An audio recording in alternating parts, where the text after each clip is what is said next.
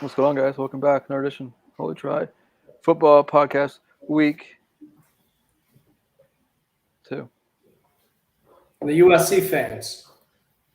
For them, yes. And let's take a moment. Undefeated Holy Try Week 1. That's right. Going just according to plan. We are marching. No slashes here. Welcome back. It's me, Iowar, coming to you from the beautiful state capital, the blue state, the Commonwealth, Pennsylvania. To my west, Dieberg. How are we? Thrilled that we're all 1-0, and may our perfect records all stay intact throughout the season. And if we ever had a Holy Try playoff, I think we'd have to bump out Corso and Herb Street in those guys. Oh, yeah. I think they would have to feature us at the playoff. Corso can. Jeez, I watched game day for maybe 10 minutes because I thought the guest picker was Chase Elliott. No, pull the old bait and switch. Brown. Yeah, bait and switch on me. I must have saw a false tweet. You're too much into the clear the races Twitter world. That's the only reason I turned it on late, and then Corso just. Oh my God! It just. Well, I mean, I don't think he's any worse than he has been the last. Yeah, exactly. Like, what's taking so long? It's been dreadful for years. Whatever. I mean, they can't get rid of him now. They absolutely can.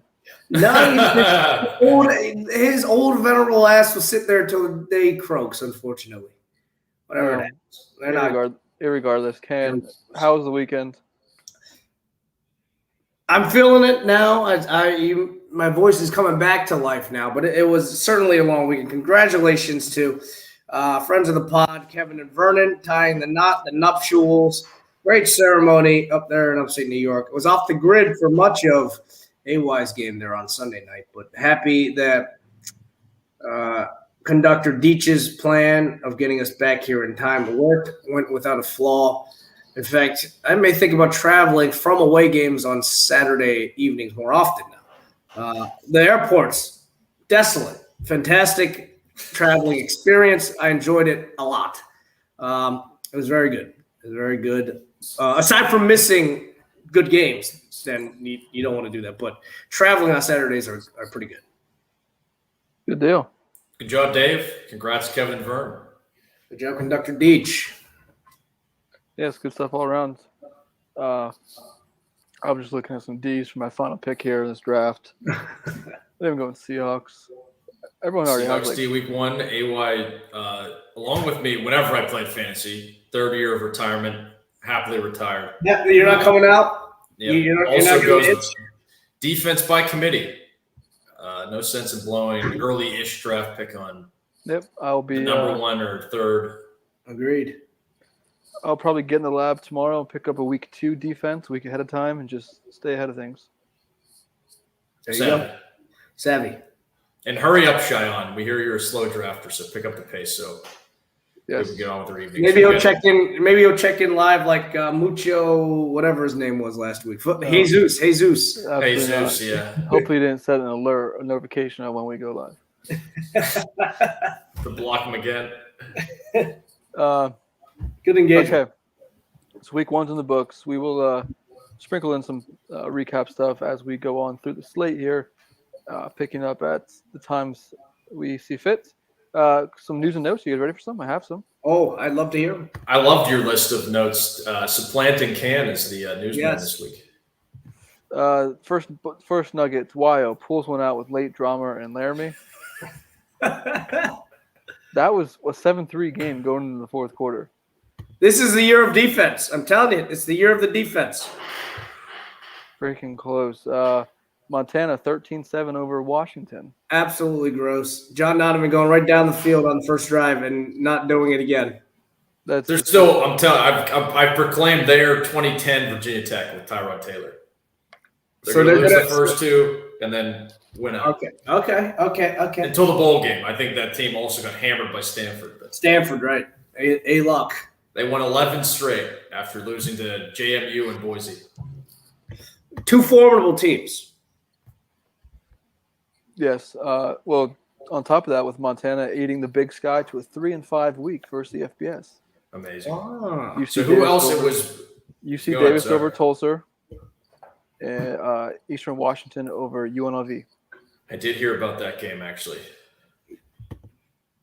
Good Eastern job, Wa- Big Sky. Good job, Big Sky. Are they taking over for who is it? The Missouri Valley is usually the cream of the crop in FCS. So Creme de la creme. They do get watch some your tail. Hey, well, I'm surprised you didn't have the Presbyterian coach on it. The 84 points. I don't know if I saw that. Is that the quarterback that threw 10 touchdowns? Oh, It's a high school coach. They hired a high school coach. He Yeah. scored 8 points in the first game. somebody said we can skip ahead. Somebody said that UConn should just hire him UConn getting the carousel started early. because Edsel said end of the year I'm retiring, and then I'm sure UConn stepped in and said, "Dude, you suck." We'll just No, How about you just do it now? How about you just do it now? Yeah. We waited the day and said, "I am done now." That was years too long. Edsel, Edsel. The guy played in a Fiesta Bowl with UConn a decade ago. It's amazing. All the more pouring salt upon salt into the wound of that Pitt season also for me. yeah, so That's he's- just insane. he's That out. this guy just completely dive Cradle. bombed after that. They're getting 34 this I don't season. know if it's him dive bombing much more or less than UConn dive bomb. The program. No, but he was bad at the bowel too. Well, he was bad at the bow, but everybody's been bad at the bow. Fair, not the fridge. Yeah, other than the French, who was also not that good at the bow at the end. Continue. Newsman A. Newsman A. Moving on here, 31 tackles for Ryan Greenhagen of Fordham. Paul Buzosny Day for him. That's impressive. Popanowski. Impressive record there. I don't know if you saw any of the Baylor Texas State broadcast. What was going on in that one? I didn't either, but I went back and watched some highlights on YouTube. The sound quality was that of a JV game. This is the play-by-play or like the public Yeah. address announcer? The play-by-play that Oh my ESPN god! U broadcasted, Oh, and the cameraman or camerawoman could not follow the ball on passes. There's a pick six that you missed until they came back from after the extra point commercial break to show a replay of from an alternate angle. Field goals would go up in the air, and they have to wait for the ball to come back down to see where it was. It was some incredible camera work there. So, What wasn't as bad a telecast as Max Shea had? he's in rough shape. Yeah. What did he say? Max Shea had a couple of cocktails ahead of the game and is now in rehab. He's taking some time to himself to work on himself. Yeah. This is what happens whenever you have This is what happens. a busy work week. I completely missed this stuff. I didn't know Lane missed the game No. Monday. You're neglecting the day job here, Dan. Was he hammered for real? I mean, he certainly seemed hammered. He was slurred. He did, yes. I just didn't know if he had like some kind of illness, like maybe No, a I think neurological imbalance or something. I don't think it was that. I think how quickly he came out and said, thank you for the support from ESPN. I'm going to take some time away to work on myself. I think that's pretty indicative of some type of issue there with that. If it was actually like a neuro thing, I think it would have been more private almost. I agree. Right. I just didn't think they would even let him on air if he was boozed. Right. I mean, Did Rusiller comment on this AY? If you listen to, because I know it's one of his guys. I just listened to the Booger episode of last week's preview. So you're behind. Okay. I'm behind. Yeah, I'll catch up tomorrow. the Max Shea and he's looking like he put on he looks like he's been drinking a lot. He looks like he's a little pudgy. His face Because that was during Pitt's game, obviously. So Right. So you didn't see yeah. You got to check the clip of that. He's unbelievable. Well, he's not like absolutely toasted, but he definitely sounds like he's like all over a little all over the place. Continue AY. I look forward to seeing the Baylor Texas State broadcast. I can't. Yeah, just watch the first 45 seconds. You'll get the idea. Yeah. A few more here. Ron Bell and Mo Ibrahim, two Big Ten nice players, are out for the year. All right. Good for PSU. 2021 Redbox Bowl / San Francisco Bowl is canceled. What's the reason for this? I hadn't seen this one. I didn't care to follow through. I just saw. Just putting the headline on. Just making sure we know. Everybody needs to update their calendars. Something about the Big 12 and Pac-12 are no longer in. They're looking to maybe bring it back with the smaller pro games, but that's all I saw. And the Orgeron Bowl this week. Yep. We're not previewing it, but his father-son matchup. I like it. Yes. And week 1 results are in. Yep. Week 1 The results. gap widens for me. Yep. Week 0, we didn't factor those in yet. We could add them. I had a bagel, so I'm 6-12. Oh. I think you both went 3-2. I could be wrong. Okay, we'll go with that. So AY's got one more. We can also go back and double check. By the way, I will be putting this all in podcast form, our whole off-season collection and week 1. But big drop coming. Big drop. I'm trying to see what the links, the YouTube views look like. Okay. First couple weeks here. Yeah, Ken 8-5, me 8-6 last week. Dan 6-7. Mm-hmm. Dan missing the LSU lock. Ken coming back for the UCF and Ohio. Amazing. Very disappointing. Yeah, Ohio not by Syracuse. That was embarrassing. Right. So I apologize for that. We had a couple more notes here added after your headlines, AY. Big 12 inviting Cincy, Houston, UCF, and BYU. And then Sam Bam Cunningham, the USC running back that is credited with helping integrate Alabama and then the SEC after that. After USC went down there and beat Alabama, Bear Bryant decided to get some black players on his team, and the rest is history, or still ever-evolving history, as some would say. So dies at 71. By all accounts, a great guy, and very momentous. So RIP to Sam. All righty. AY. Shall we dive in? What are we doing here? Where do we go from the news? Oh, I just saw one more news. Dron Brisker injured again. Yes, again. He still has some more cramping right now at practice. Give him credit. That dude got up every time. But He got up there. He was down. I'm not even in on that joke because I didn't see Four times in and out. I think 3 times for cramp, 1 time for a shoulder issue. I think actually one of the times was a shoulder issue. He's just always down. He's always down. But that interception he made, the first of the late 2, was very nice. Very impressive. Great read. Klatt broke it down great. Read the running back. So hats off to Klatt for noticing that immediately, and for Brisker noticing it as the play went on. And as Darren was saying, hats off to Gus for being there for the big play. He's good in the big play. Everything. 95% of the other time he overdoes it, but the big play he hits on the nail on the head. Which I'm hesitant to even give it the label of a big play, because if you watched any of that game or a part of that game, you knew that Graham Mertz was not going to make a play on that. Oh, he's gross. Mertz is gross. He stinks. He's right now. He's only a sophomore. It's only week 1, but. I was dying. The amount of old Wisconsin guys that were sitting around me that were like, time for him to earn that 5-star status. Time for him to earn that 5-star status. As we got down the stretch, he's like, we got to see it. It's now or never.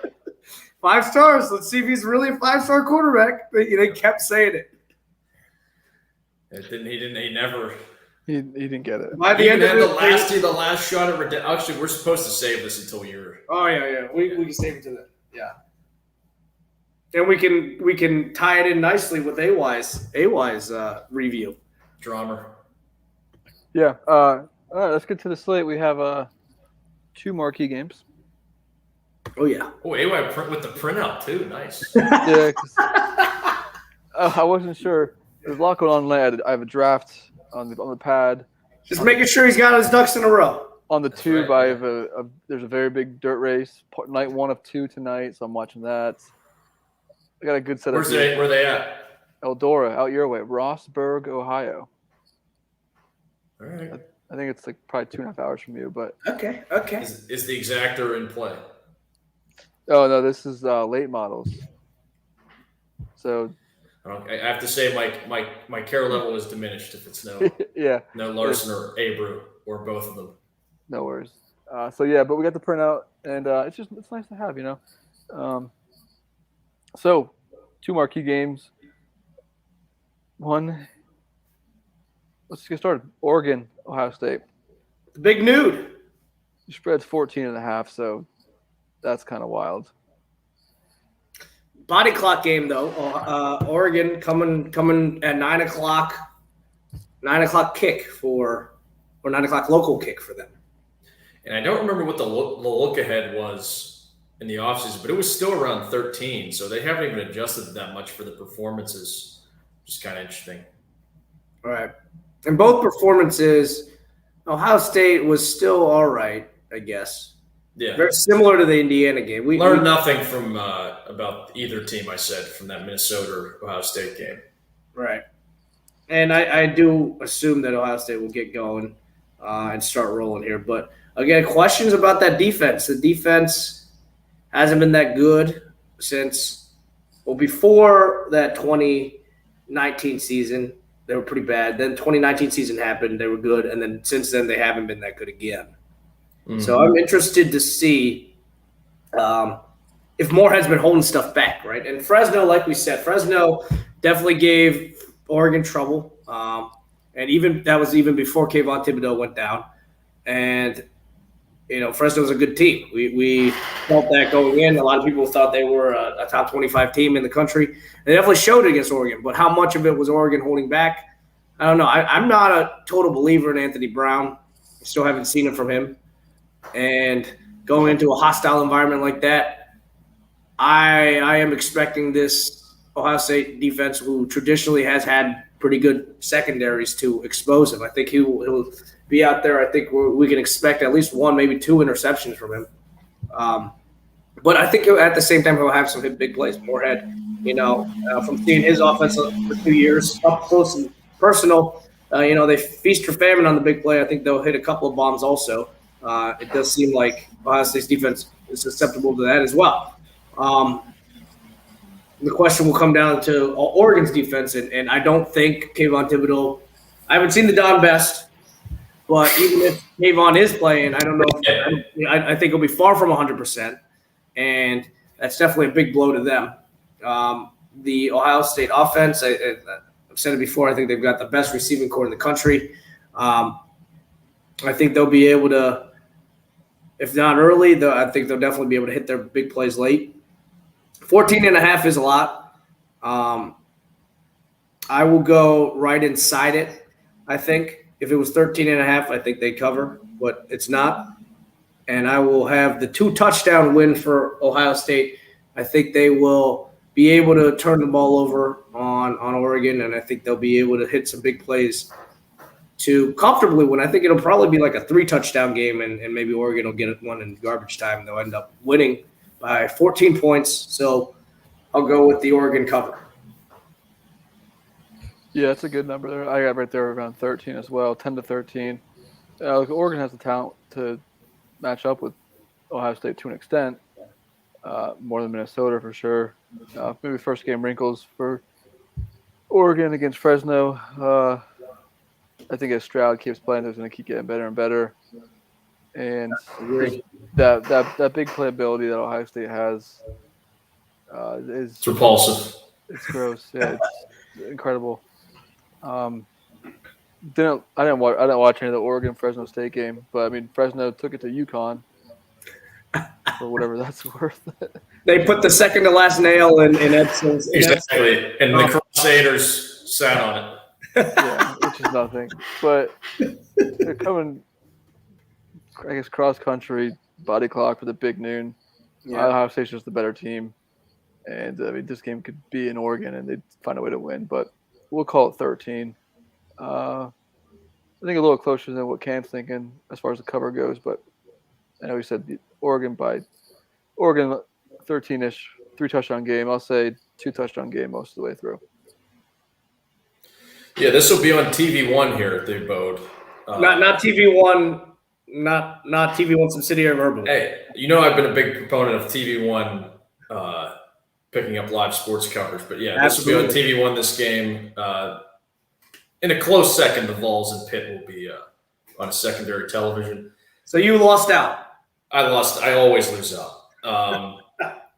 The thing that I would like to talk about briefly is Strad looked a little bit uneasy. I said and Ryan did comment on this. You can't expect him to be connecting the way it was in the second half from Jump Street in that type of situation. Especially, first start on the road. With the rain and everything else like that. Yeah. I think this is an even tougher spot, given that the opponent, obviously, and then that he's in front of all those fans, whereas being on the road, maybe, they wouldn't feel the tension that may still be. You against the world. You and the guys against the world. Exactly. So I'm going to, obviously, like most, watch that very closely because I think he's the only question mark Ohio State has on offense right now. And I think that I actually do like Anthony Brown as a college quarterback. So if the defense can kind of put together the effort that Minnesota offered up at times and keep it tight, then I think Anthony Brown will be able to help maybe make a few more plays. Minnesota took them a whole quarter and a half until that fourth down conversion to get going. So I like them to really hang in there. And contrary, I think, and you're thinking maybe backdoor cover. Yeah. I think it's just going to be a little bit nip and tuck throughout, even without Thibodeau if he's limited or doesn't play. So I'll go Ohio State by 10. I'll go 34-24. Okay. What's the total on this game, I wonder? See what the total's in. Oh, no. And we've got 63.5. So there you go. Yeah, I would go under there. That's pretty Weather high. does look picturesque, though. 80 degrees and sunny. I don't think you could ask for better weather here across the Midwest. Yep. Excited for this weekend. Yep. We're all on the Ducks. All right. You're wrong. I'm not gaining ground on this pick. Strategy did not work last week. Let's see. We got Cyhawk. Al Assico. Iowa State.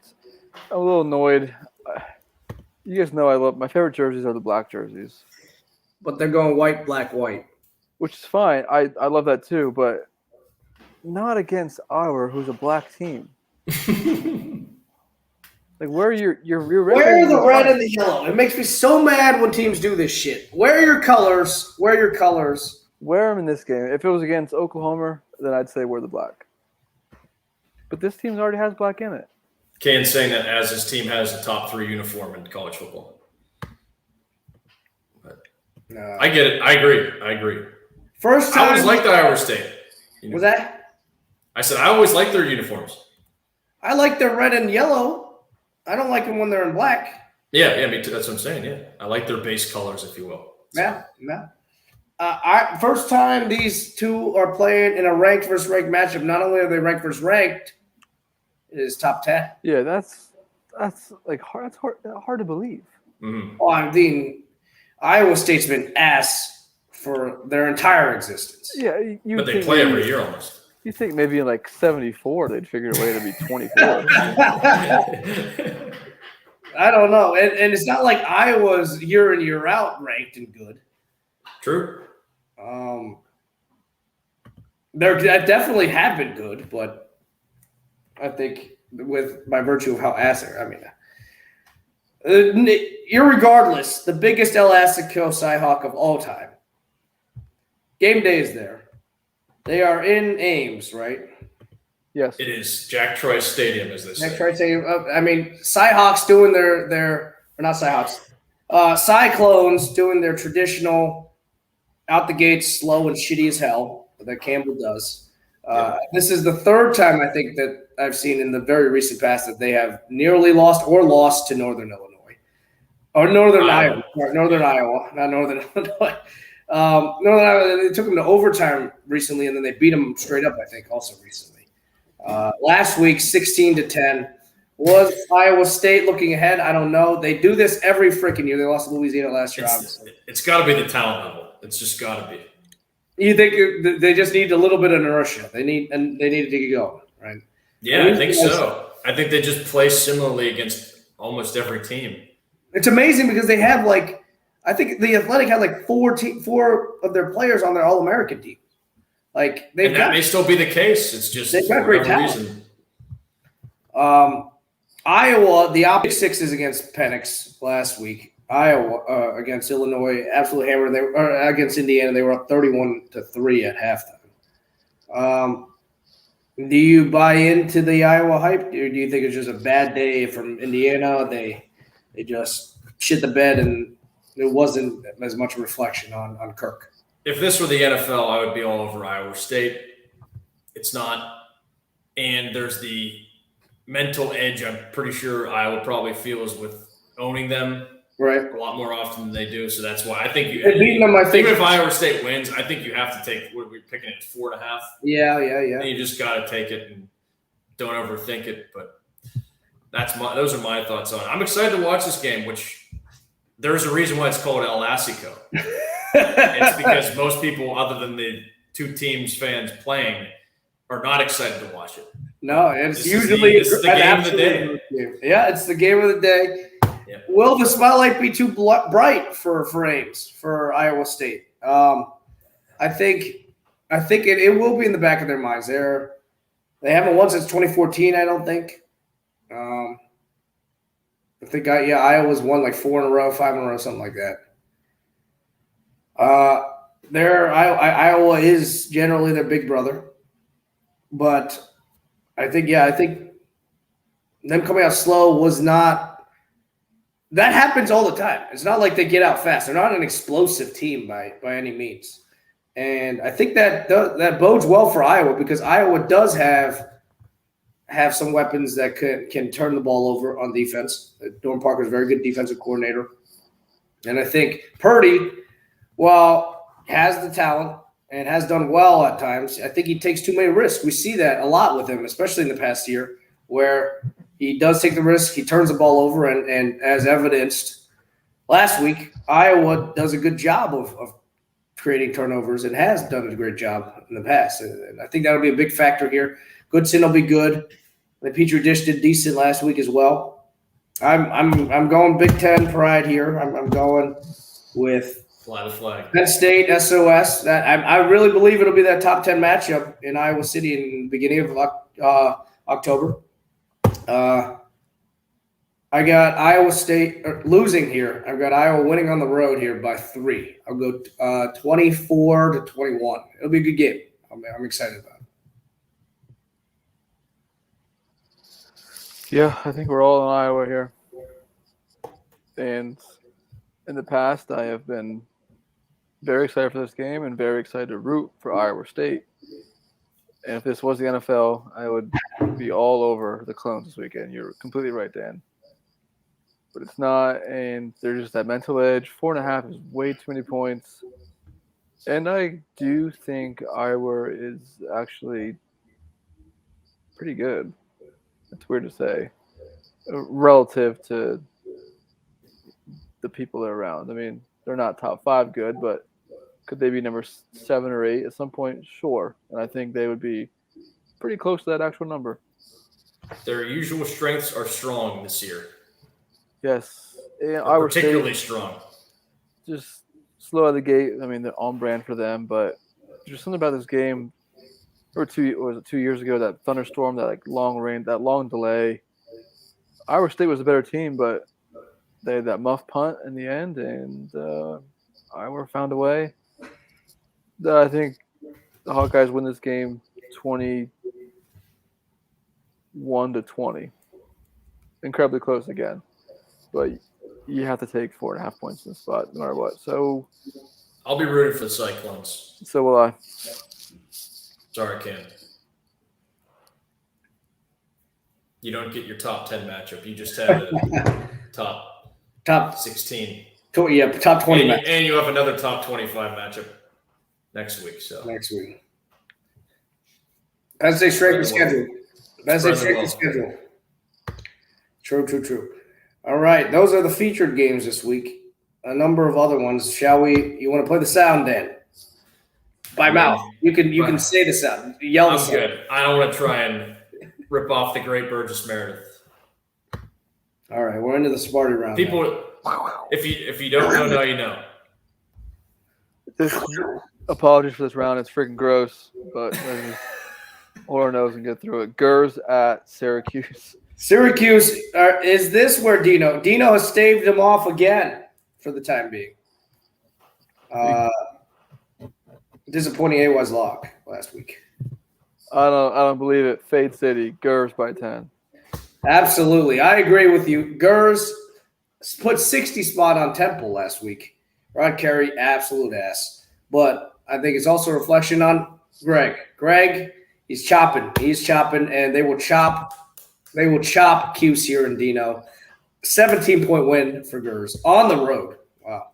Battle for the Tri-State. We're the one true team of New York. That's right. Yeah, I forgot. Huge implications in this one. Yeah. I gotta go. This is ACC redemption week. We got this game. We got this. This is maybe ACC redemption week for like the last 10 years. NC State we're gonna pick here coming up. Pitt going to Tennessee. Settle all scores, but first one to do it is the Qs. Qs wins. Home dog of the week. Oh, you got Cuse outright, you say. I got him, yep. All right. Making up ground. This is the first time you've differed from us, Dan. I know. Well, you guys are sandwiching me in the games of the week, so you know which one so you can protect your leads. Yes. Texas, they're back at Arkansas. The Pitman. Laying 7 at the Pitman. Pitman had some trouble this past weekend. I don't care. I'll take those 7 all day. You're telling me Texas is going to win 2 of these games, similar spreads, very convincing 2 weeks in a row? I was on Get it out of here. I was on it last week. It's that simple. That's all you need to know. That's the cap. I don't care if your quarterback's name is Hudson Card. Give me the Pitman. The Pitman. All right. Pitman. I'll go. I'll continue riding Sark. Dan knows I've liked Sark for a while now. Looking forward to them being undefeated when I head down to Austin in October. Yeah. I've got them winning, but enough for the 7. Yes, I think they'll win by 10 here. Pitman left a lot to be desired this past week. Maybe he was holding back for this game. Probably. I think it'll be nip and tuck for a little bit, but I think there'll be a turnover here at the end that maybe puts them in position to put the game sealing touchdown on the board. I think they'll win 31-21 here. Words out of my mouth, Ken. Horns by 10. So I'll be going back in week 3 and saying, "Oh, you idiot! You got it wrong both weeks." I think Texas wins too by 1. Yeah. I just want to get this hype machine really rolling. Only for it to completely fall apart. All right. Okay. Who are they going to fall apart against Oklahoma and Red River? Probably before that. I don't think they have anybody before that, really, do they? They always play Oklahoma tough. I think they'll maybe the wheels will just completely come off at the end of the year and they'll come down the stretch like 1-3 or something. Oh, that'd be harsh. I could see it. Okay, that's what we're hoping for. All right. North Carolina State, maybe the best looking ACC team of the week. Yeah, I said it was redemption week for the ACC. I'm maybe switching everyone. What did Leachinator do this? Leachinator did He won by 1 against Louisiana. They had themselves a battle this week. He scored 21 points in like 4 minutes at the end there, I think. That's why I'm going buy low, sell high this one. I'm taking the Leachinator. Leachy. I'll go Leachy Row as well. I'll go Leachy Row. 2.5. I think they'll win outright at home against NC State. I think this is one of those spots Leach will air it out and have himself a game. I think they'll end up winning by 7. I'll go 38-31. I still am in denial about Dennis Leary being NC State's quarterback. So, yeah, go Leach. Yeah, I mean, I'm going to point the box score here for the Bulldogs. The 21-3 fourth quarter against the Texters. Yeah. It was 34-14, I believe. 31, yes. It was 34-14 with 13 minutes left. Amazing. Riding momentum. But then he scored like in 5 minutes. I think he scored the 3 touchdowns. Yeah, Amazing. I'm not falling for it. I'm on NC State. Okay. Probably smart. Dan and Can, Mississippi State. Yep. Is NC State as good as they were? What, USF last week? No, but USF is. They get the extra rest too, for whatever that's worth. I just think that this Mike Brown was out on the ground scouting. This is just a play against Leach. Liberty, Troy. Only 4. 4-point spread here. Malik Willis looking for one of his bigger matchups of the year as far as showcase-wise. The scouts will want to see what he does against similar competition. I know it's Troy, but Troy's a decent team. Half-decent squad, yeah. I think he does all right. A few turnovers, a few mistakes, though. I think Troy wins outright in this game. Even though I know when I previewed Liberty, I said this team could be 11-1 end of the year. Huh? I just think I changed my tune a little bit. I think Troy gets them 38-34. All right. Okay. The reverse first hedging P for me, I think, of the day. Yeah, it is. I got 38-35 Liberty. Okay. I've got Hugh winning here. Malik Willis, big day. I'll go 42-28. I've got them in a parlay, actually. Okay. Well, there you go. Gross game. Washington at Michigan. Does Washington bounce back? No, they don't. Penn State SOS. Washington, absolute trash. Michigan at home. Boulder looking, I think, he's on the warpath. He may be on the revenge tour. He may be on the revenge tour, not against Washington State, but against everybody. I look for them to make a statement here. I've got them winning handily. I'll go 27-14, and it's not that close. I said I would lock them up. You did say that. Underdogs, and I have to be. My word is oak, as you guys know. Sometimes, Washington +7. We're locking it up. You can write it down multiple times. I can't pick them to win though. After losing coming off a loss to Montana, we'll go 13-10. 13-10 Wolverines. This is where Dan just gives Ken and I a free game. we're stubborn as an ox. I'm going whatever Ken said, 27, 13, 14. Yeah. Just come on, Dan. I'm showing my ass on this one. If you are correct, though, we will owe you. Yes, he does have a hold it again. And the Holy War, the old Utah special. Youth at the Cougs. Big opportunity. Cougs getting 7 here. I don't know much about Kalani Sitake's team this year. Most didn't expect much out of them. I think they won the first game, right? They beat Jed. Yeah, Jed. Did not cover though. I don't think. I think they were 12-point favorites. They won by 8. I also don't know too much about what Whittingham's got this year, but I know people love him. People loving him. I think this game's always close. I'll take the points here at home. And I'll take Utah to win by 3. I'll go 28-24, by 4. 28-24. Yeah, I got Tar 21-17. Chuck Brewer championship drive to win it. Yeah, we're all on BYU here. Again with what Cam said, I don't know much about these teams out west right now, but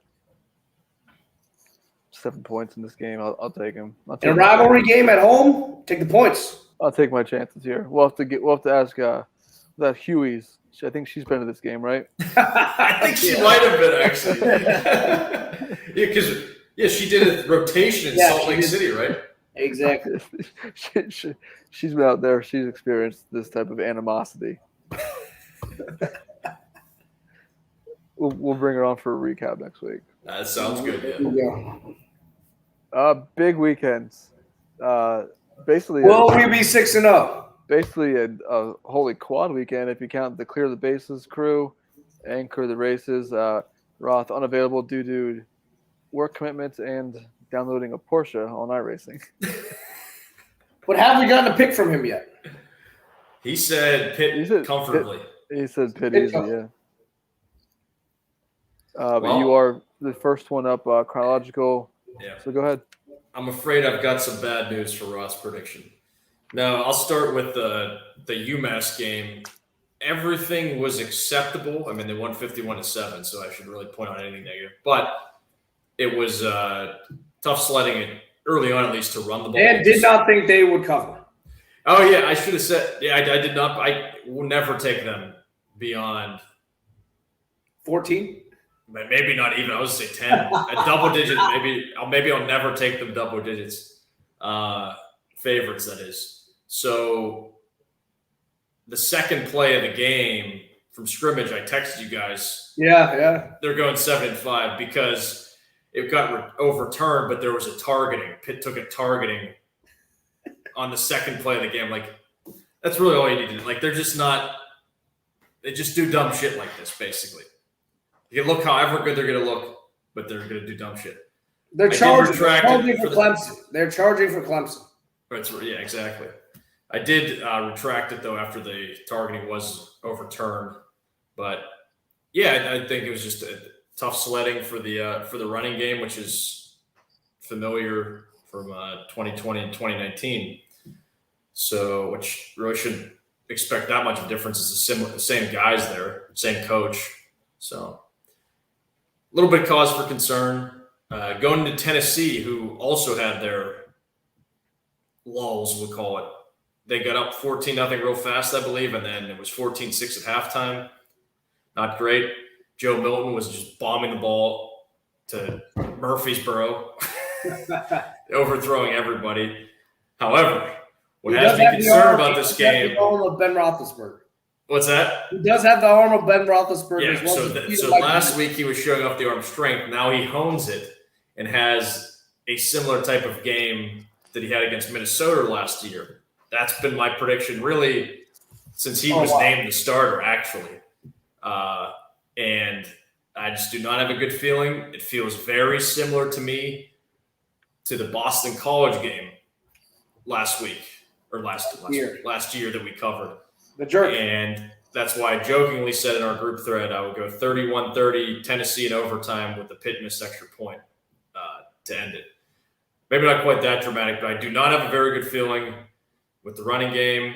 And then just I think they could get unlucky with how well Joe Milton or the Tennessee offense may perform. And, so I'm going to keep 31-30 as the score. So a good bit of scoring. But prove me wrong, as they say. This is not a reverse jinx. It's just you look at the scenarios. Obviously, going to Knoxville is a lot tougher than going to effing Chestnut Hill.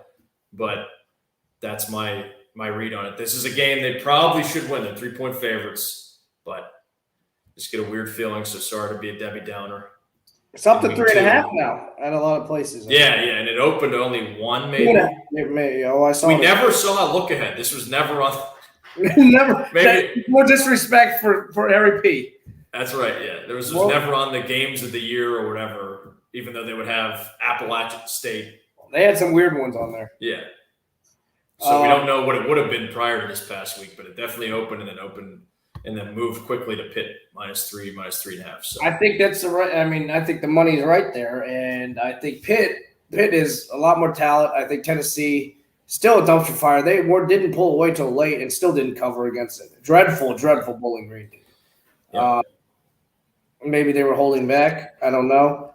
I'll tell you what. I like a lot of what Pitt has. I think Dews will. In these types of games, I think he generally has a team up. Him against the world. This will be Johnny Major's ball, as we know.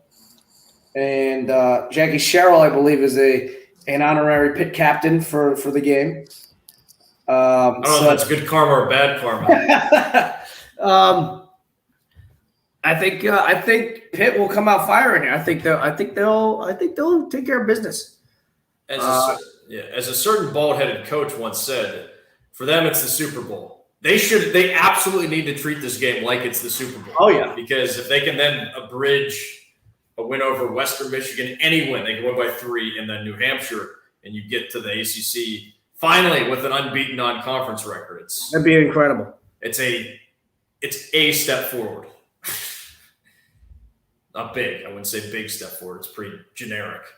Going into SEC country in a hostile territory, anywhere but Vanderbilt. I was just saying, this isn't Vanderbilt, but it's not. It's closer to Vanderbilt than it is Georgia, obviously. No, the way that they're a new coach. They got the new coach. They're excited.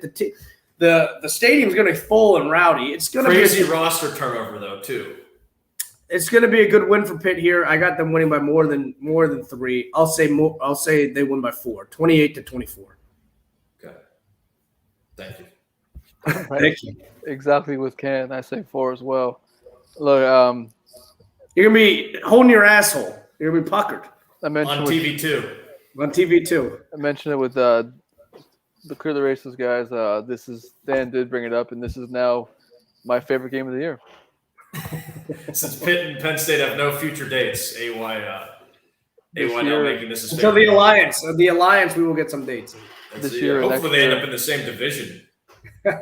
Would be ideal. Tennessee fits perfectly into a postal team, and Pitt versus a postal team.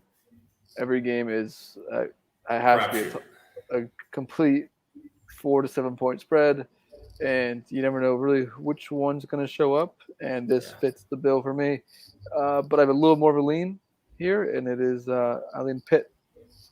I think the pass rush is still awesome, and they get to Milton, and he just freaking throws it to anyone. And I think Pitt will catch a few of those. So give me the Panthers 28-24, just like Cam. Okay. Maybe even 31-21. All right. Okay. Thank you. Thank you. Thank you. You're up, AY. Okay. Toledo up to 17 now. It was 20, 16 and a half. I'm sure if you shopped around, you can find a 16 and a half if you really wanted it, which I think. I've got a 16 and a half on the. There you go. Not as great of a number, but look, Dan mentioned he maybe fell asleep the other night. I switched over in disgust, and then I did fall asleep. With Tom, when I saw it was 38-20, but Tommy Reese, let's try not to run fucking flea flickers, and Michael Mayer catch the ball. Michael Mayer catch the ball. If Mayer caught the ball, overtime. Well, a lot of things here, but. Yeah. Can you talk about Kyle Hamilton? He is. What about him? He's incredible, but I fucking hate him. The second he freaking took his helmet off, I was done with him. I had enough. Fucking asshole. I'm done with him. Fair. Dead to Ken. But that play, he ate up so much fucking ground. You seen all the hammer angles? That dude came from halfway on the hash on the other side and freaking intercepted the ball on the other. Incredible. Yeah. Absolutely ridiculous interception. Ed Reed, no offense, Dan. Short Palomalo, Looked like Brett Gardner out there. Yeah. Go on. Covering the ground. Look, the defense was weird. One drive, they couldn't decide who was going to make the tackle for a loss. The next drive, they couldn't decide who was going to be the last one to let the slippery jersey go by. It was incredible. Big plays were all over the place for Florida State's. And negative plays were everywhere too. Travis was running for his life back there half the time. Cleaned it up. First game tackling is down, I think, for most teams across the board. And the linebackers did look a little bit confused. I think the Leofow injury showed there with Shane Simon having to play and Jordan Bethello. Well, Bertrand had a great game. Bethello had to play, and then Simon had to play, who is probably the most unathletic of the linebacking bunch. And it was obvious he was more of a coverage linebacker, and that's not who he is. And Florida State, to their credit, found the matchup and burned him twice for huge plays. So tighten that up. The pass rush, Austin Foskey was incredible. All up in the backfield, 2 sacks. So that was good. Defense, I thought he was a tight end. Foskey. Isaiah Foskey? Yeah. So it's a long way of saying 38 points, gross, but I don't think it's time to push the panic button at all. Just 38-20 late, some weird things. But shore it up. You have time. Toledo, 13 sixth-year seniors. That's a lot. Experiences there. Some old dudes playing this game. It's like Bishop Sycamore. There's a lot of guys here. About 20 returning starters, 18 to 21, wherever you look. So they're a legit team. I think 17 is a lot of points here. But I do think the mental side here, Notre Dame is rather upset. Defensively, you think they're getting chewed out. Short rest, sure. Maybe that's a good thing. Just get back on the field and play. Run game, terrible last week. Has to be better. Cone. How about the cone head? Just freaking chucking it there. Just throwing Dude, shattering the school records. Yeah, fuck those Wisconsin guys that chased him out of there. Just throwing. He was. I bet you can execute a handoff from the 1 yard line. Yeah. Oh, that's another thing. We'll get to that. Yeah. But you come, just throwing out 50-50 balls to Austin and Joe Wilkins. Love it. Love to see it. And he's finding. It's nice when you have those guys to throw. He's finding Michael Mayer. Nice. Mayer had 9 for 20, and if he had 10 for 138, that game never goes overtime. But so be it. It did. Anyways, it's a win. Move on. Move past it. Mayer looked awesome. Run game. He's got to catch the ball though. He had a few big drops. Yeah, that I saw. Especially, I mean, the biggest one was the late fourth, which would have put him in field goal range. Right, and then but I think there was a third down that hit him right in the hands, and they could have gone up 14-0 potentially. It was definitely in plus territory because I think that was the same drive they went for it and came up short. I'm mixing you're them right. up. Yeah. No, you're right. You're right. They did. Yeah. But that's another one. Just you don't have to catch everything, obviously. But geez Louise. They'll get figured out. So Toledo, nothing to slouch about. I know I mentioned this twice tonight. S&P Plus really likes Toledo, and I usually don't really. I just look at it just as information. And another game I'll mention in the lock section that caught my eye. But I think taking the points here is the play. I mean, 17 is a lot for a team with so experienced. So we'll say Notre Dame sleepwalks early, maybe grinds through and wins by 14. I got them covering. I need them to win by 17 in the parlay. I don't know. That's what decompression week for the Irish, especially a shorter week too. I think I get the cover. I think the defense plays better, but the offense sputters a little bit more. I think you'll see some more tossing down the field from Conehead. And I think I got them winning by 24. I got 48-24. Okay.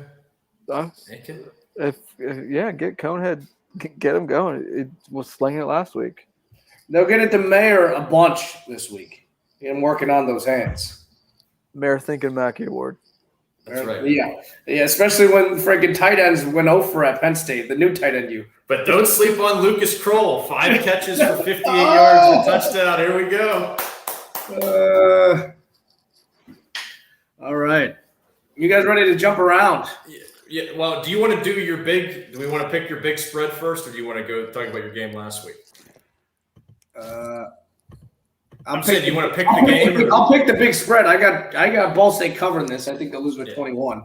Me too. Also, decompression week for Penn State. And Ball State, MAC champion Ball State beat San Jose last year in the bowl game. Pretty good.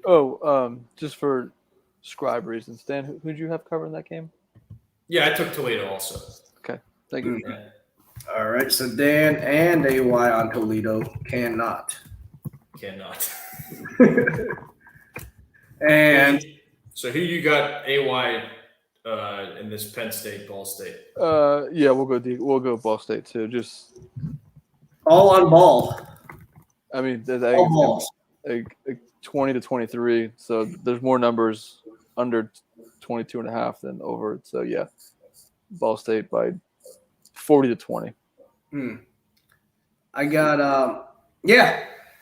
I like Ball State here. They're a good, nice team. Got a lot of starters back from last year and should be formidable. Penn State coming off an emotional win, probably going to take a little bit to get going again. They took more than a little to get going last time. They were out on the field, but we'll get to that in a second. I like Ball State, but I think they'll keep it close for a little while before Penn State does end up pulling away a little bit. I see them winning by 21 points with a late touchdown there at the end, I think. So we'll go 35 to 14 for Penn State. Yeah, close early just because no one gets going. Yeah, they need to get the running game. They need to get the run game going. They didn't do anything there in game one. State gets up 27 and Ball State punches it in late. No, okay. All right. So like I just said, run game did not get going in the first game. They had 3 yards, I think, or Noah Kane had 3 yards, I think. Maybe it was the team that had 3 yards going into the fourth quarter. 43 yards all of the first half total. If you want context, Penn State's 6-4 game in 2004 against Kirk, they had 56 yards in the first half. So this was a 0-0 game. Beamer had his hands up. Beamer had his arms up at the half. 0-0, and it was pretty gross to watch. Penn State's offense, I mean, you could tell. Some would have rather had mustard gas. Some on this pod would have had mustard gas, but I liked kind of what they were doing. I don't think they were executing that well. I mean, Wisconsin's front is difficult to run against as it is. Penn State's interior line is pretty green, and so they were dealing with a lot, especially when they kept trying to force it up the middle. It's difficult to get going. They had a guy that so on left guard, they were between a couple of guys and splitting time, and one of the guys wasn't doing well. They settled on a guy, Eric Wilson, in the second half, who did better, and he's supposed to be starting this week. But Penn State couldn't get the run game going, and to their credit, they adjusted. Yurcich said fuck it and started chucking the ball deep, getting the ball out of Sean's hands, getting it to the sidelines, and some quick stuff. And Leonard wasn't able to adjust, and you saw time and again, once in the first half and at least 3 times in the second half, Dotson running wide ass open in behind Scotty Nelson and the Wisconsin secondary. They hit him on that first touchdown that broke it open, first drive of the third quarter. He was open again. Clifford overthrew him. It would have been a touchdown. And then he was wide open again where Clifford on purpose underthrew him to make sure he didn't fuck it up again. That was a 42-yard gain that set up the game-winning touchdown, right? And so these chunk plays, they were great to see. I think, the offense was really, really humming in the second half. They ended up missing a field goal down there and then missing an extra point. So really that's probably about 20 points in the second half, 250 yards they had. So they put up some numbers in the second half, and hopefully it's something that we can look forward to in the future. Maybe chalk up the first half, not only to Wisconsin's prominence, that the front seven was as advertised by the Wisconsin boards. They were pretty good. Keanu Benton was fantastic. Sanborn was he's incredible. He's all Big Ten. That guy is great. That guy was awesome. That front seven was difficult to run against. I don't think Penn State will run against a tougher front seven, which is good news for Noah Kane and all the other running backs, because they couldn't do shit. Don't Lovett play? Lovett didn't even travel. Lovett's in the doghouse right now. Lovett's in the doghouse. Apparently, from today's practice, it sounds like he's still on the foreign team. He's on scout team still. I think he's in some hot water, which is unfortunate for him because this is his 1 year, right? And now he's just riding the pine. Tough break for the kid. Maybe it's his own doing. I don't know. We don't know the situation. But, it's we can going forward, I look forward to seeing what tweaks they make. Obviously, I don't think this will be the run game and this will be all they rely on going forward. I expect the run game to get much better. Obviously, I think it had something to do with who they were going up against. So, great to get out of there. Noah Cain seemed to, he kept his legs under him and did better. He did rip off a 30-some-yard run that set up the game-tying field goal. And then, obviously, punched in the game-winning touchdown. He was running against some tough fronts, and the tight ends did a decent job blocking. They didn't do a decent job getting open, really. They had a couple of chances, didn't catch any balls. It wasn't what you expected out of what we've been led to believe is the best tight end room in the country. Or the best running back, one of the better running back groups in the country, too. But the receiver stepped up. It's pleasant to see Keandre Lambert with coming up with timely receptions, including probably Clifford's best ball of the day under pressure off his back foot through 40-some-odd yards on 3rd and 10. That was a beautiful throw.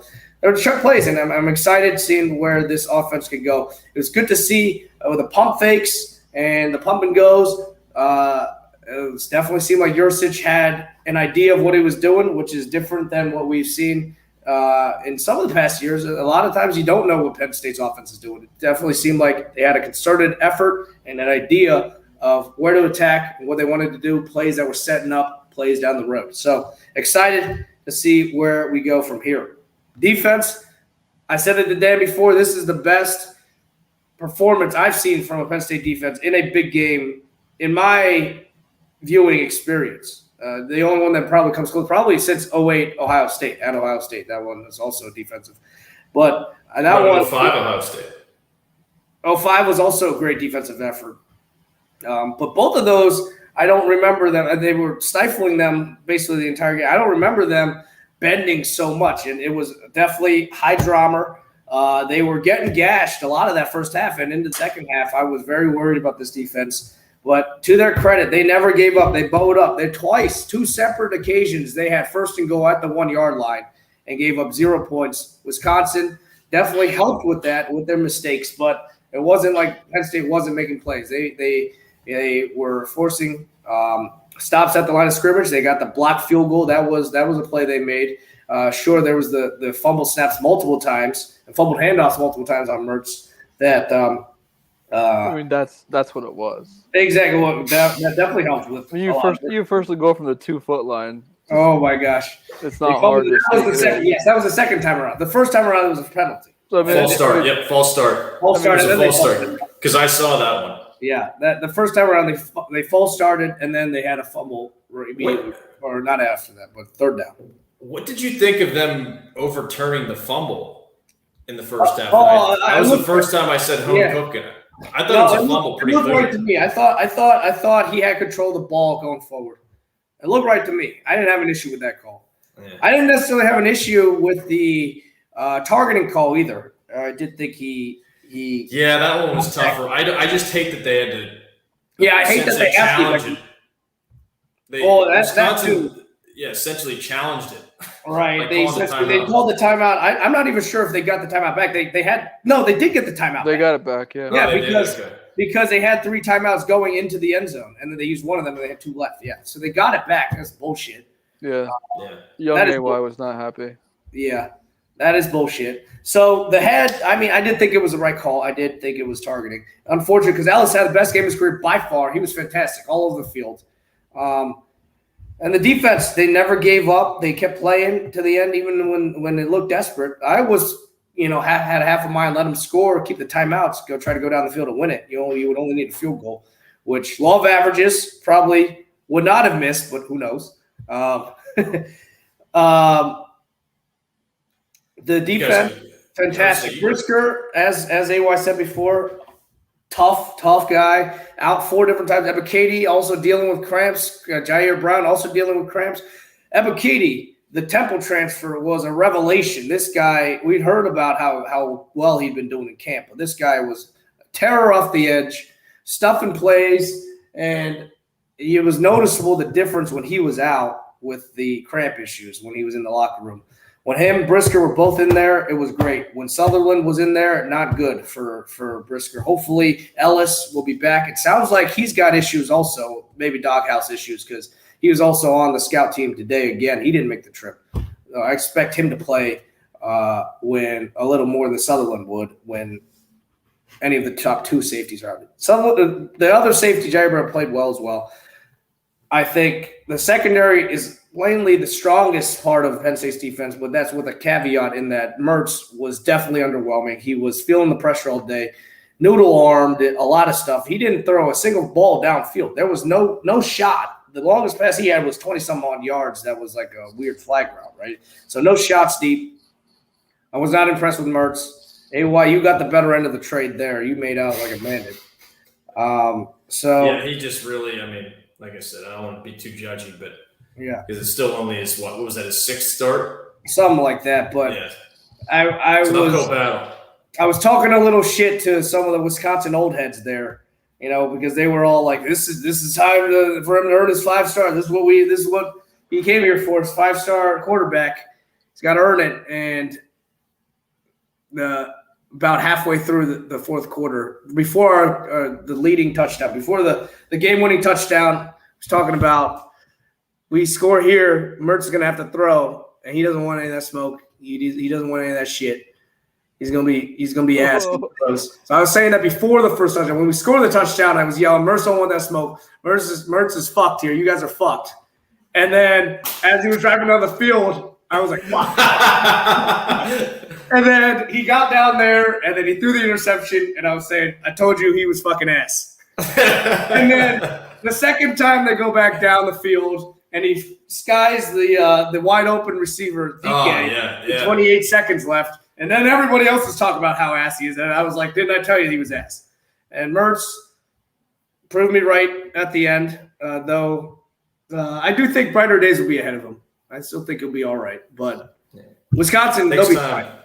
They'll be fine. Great atmosphere. It's great to be in Pack Stadium again. It was good. Same here. I saw a tweet about how people were like, the crowd shots are shown on TV. Don't do it justice. And then they showed the other side. It's at least a half truth because everybody goes the other side was shaded. Right. It's like the whole shaded side was actually pretty much full, but right. The whole other half of the stadium. So funny. A non-starter once again. Pitt football attendance. A non-starter on top. What did they get? 41,000 in there? They said. Yeah. And I think that wasn't like the paid attendance that people try and. That was the ticketed. That was the scanned tickets. I think so. Yeah, that sounds right. Given it's 70,000 seats, thereabouts. So anyway, again, a non-starter topic. We have the locks. I don't know if James Lill is hanging in here. He said, "Hey guys, any games you like against the spread? We pick every game, James. Just so you know." Against the spread. And we love all of them. That may be Rick, by the way. I wonder if that's Rick's burner YouTube account. James, good to see you. I think he's gone. He's gone. I already said mine, Washington +7. I'm sticking to it. All right. I am going to lock up. This is not a reverse curse, Dan. Pitt, -3. I know. You're being that just makes me nervous. Although you are 1-0, so. But that means I'm due to lose. I hope it's not as hard to get there as your UCF lock. Well, that one was tough. That's a nail biter if you actually had money on that game. Yikes. And AY, you were teasing this before. Oh yeah, it's an SP plus. Yeah, I just sponsored. This was just it's the first time I'm going to the SP Plus for my lock here. Just the number was so grossly off, spread to projection model. Either something's got to be right here because everything else is fairly close to the spread. Mm-hmm. I'm talking like within half a point, and this was like an 11-point difference. I'm like, this has got to be a play here. But leading into that, we'll end with the climax there. Just pointing something out here. Colorado State is a 7-point favorite this week against Vandy. We know Vandy last week, awful against, was it the Eastern Tennessee version? Yeah, I think it was 23-3 against East Tennessee State. They lost 23, 23-3. They're giving 7 to a team. I'm sorry, they're getting 7 from a team that lost 42-23 to South Dakota State last week. Number 5 Dakota. Number 5 Dakota. So that's bad. I want to take Vandy just on principle, but I can't. Like I said earlier, Con is getting 34 against Purdue. Also, Air Force plays Navy this week. And I got Air Force in that one. My lock of the week is I'm going to our old buddy. I'm going to back him. I'm going to back Max Bortenschlager. Down there at FIU. We're laying 1.5 against Texas State and their crappy broadcast. So and your boy Spav. And my boy Jake Spav, his seat's getting warm, and this is not going to help. So what's the? We covered against SMU last year in the first game of the year. That was so is FIU minus 11 on the SP Plus, or is it Texas State? I'm going to. I should have had this ready, but because sometimes that was like the New Mexico State game in the spring. It wasn't SP Plus. It was Sagarin was off like 24 points, and then of course like a knucklehead. At least one member of the podcast followed that, and it was complete reverse. What was that one? I played that same one with you. That was the first week of spring ball. Yeah, it was New Mexico State against, I think it was Tarleton. Dixie? Was it Dixie or Tarleton? I think it was Tarleton, yeah. Oh, yeah, here we go. Tarleton hammered them. It did. The spread's 1.5. The margin here on SP Plus is 11.3. That's Go math. That's a 10-point difference. Model, and a bunch of these are all very, they're very much in line here with the spread, give or take a point or two. And this just stood out. I was like, you know what? Something to monitor. Screw it. Yeah, the only thing I'll add is Bill C. did do a spot on Gill's show, and I think he had Miami plus 8 instead of 17. So we know how that worked out. But I think that's more of a Bama factor than this. That's the Bama.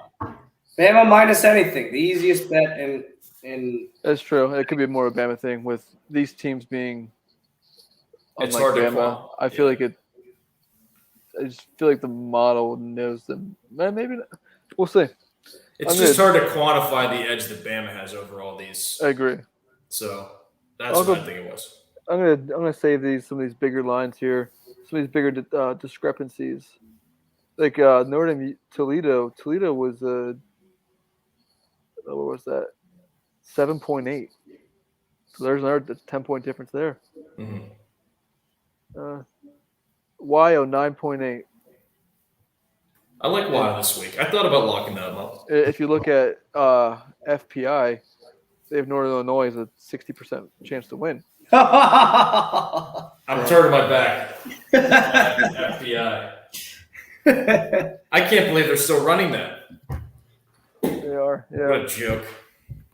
Berrettini serving to go to 5-all in the first. So it is up to 5-all. Spoiler alert. Spoiler alert. Oh, I am watching on Sling, so I'm probably 30 seconds behind. Yeah. So tune for that. It could be a late one with all these guys holding their serve. Let's bring it home. There's been a bunch of break point opportunities thus far. I think they've each had a few at least. Really? This is an absolute must-win set for the Italian. Yep. Berrettini 0 for 3 break points. Novak 0 for 2. There you go. Okay. All right. Let's come back 6-0 next week. Yeah. You guys will be back next week. AY, best of luck. We save the best for last. Best of luck on your 100-mile. That is accurate. 100-mile jaunt through God's green earth. Through God's country, Northern PA. Yeah. He's jaunting. Good luck, AY. Make us start at 9, hoping to finish, but if you had to put a time. Start at 6 a.m. Saturday. Oh, 6 a.m. And you're hoping to finish by 7? Hoping to finish early morning, Sunday morning. Yeah. Wow. So we'll shoot for 25. Shoot for 24 hours. Probably. I'm still thinking about the 50 miler. Yeah. So yeah. Wow. It'll be 24 hours for sure. So I'm gonna miss. I'll miss everything. Amazing. Amazing. We'll touch base. I'll touch base when I get back to Williamsport because there's no service anywhere near there. So Tuesday night, we'll hear from you. no, we'll check in Sunday after I sleep. All So right. yeah, we'll catch up. Recap next week will be carried by you guys. But looking forward to some highlights for sure. All right. So Here we go. for me, AY, beautiful state capital, blue state, Commonwealth, Pennsylvania. To my west, Deberg, Good night, all. and Cairns, to my east. Good night, all. Safe travels, safe running, AY. Hopefully, I mean, it just brings back thoughts of the super marathon in China. There were like 30 people died because of blizzard. Yeah, that was happens like that for you. some gnarly weather that hit them out of nowhere a few months ago. Was it a few months ago? Yeah. It was. It was like the beginning of summer. Yeah, they got hit with that just crazy storm in the mountain. That's terrible. Nobody was expecting it. Yeah. Crazy. So on a more positive note, let's hope to move to 6-0 for Holy Try. 6-0. Let's do it. Thanks for listening. Have a good week, and we'll see you next week.